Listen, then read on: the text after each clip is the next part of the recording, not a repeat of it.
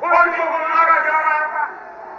भाई बहनों, मैंने फौजियों से बात की, समझने का प्रयास किया, उनके मन के इरादे को जानने का कोशिश की।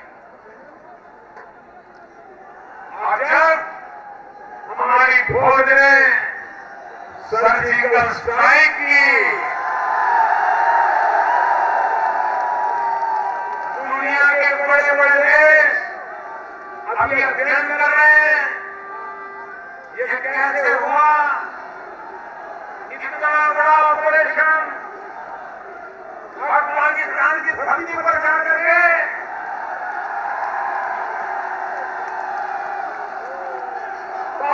पाई का हिसाब चुकता कर दिया। पाई का हिसाब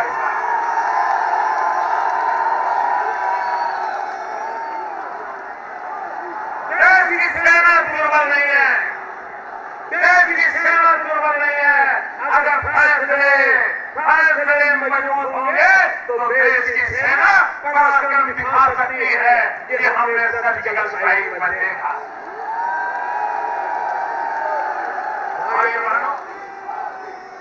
आप जानते हैं हमारे देश में नेता लोग दिवाली कहां कहां मनाते हैं, जन्मदिन कहां कहां मनाते हैं, कहां कहां जाते हैं।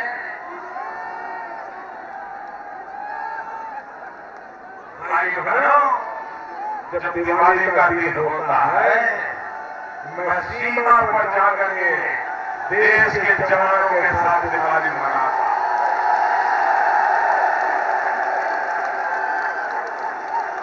इस दिवाली में मैं चीन की सरहद पे गया था, हमारे सुरक्षा बलों के साथ दिवाली मना रहा था। जागरण कर रहा था, मुझे कपड़े कमती कर रहा था। एक बड़ी आयु के सरदार मेरे पास आए, बोले साहब मेरा एक काम करिए। मैंने कहा क्या? बोले मेरी उम्र हो गई है, बहुत साल फौज में काम किया, निवृत्त होने वाला हूँ, तो मुझे लगा कि शायद वो कहेंगे कि निवृत्ति के बाद कुछ मेरे लिए सोचना, या मेरे बच्चे बड़े हो गए उनके लिए सोचना। मैंने उनसे कहा बताइए साहब क्या कहना है आपको, क्या कहना चाहते हैं? उन्होंने कहा मेरी एक इच्छा है, देखिए मेरे देश के फौज का विचार देखिए। उन्होंने कहा मेरी एक इच्छा है। मैंने कहा क्या? बोले मुझे भी पाकिस्तान की सीमा पर ड्यूटी दे दो, एक और सर्जिकल स्ट्राइक का मौका दे दो। निवृत्त होने से पहले मैं मां भारती के लिए कुछ करके जाना चाहता हूं, मुझे मौका दे दो। भाइयों बहनों, जिस देश के पास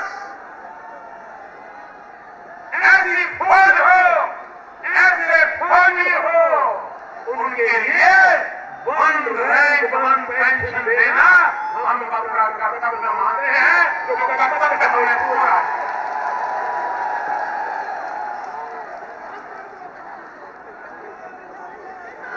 लेकिन भाइयों बहनों,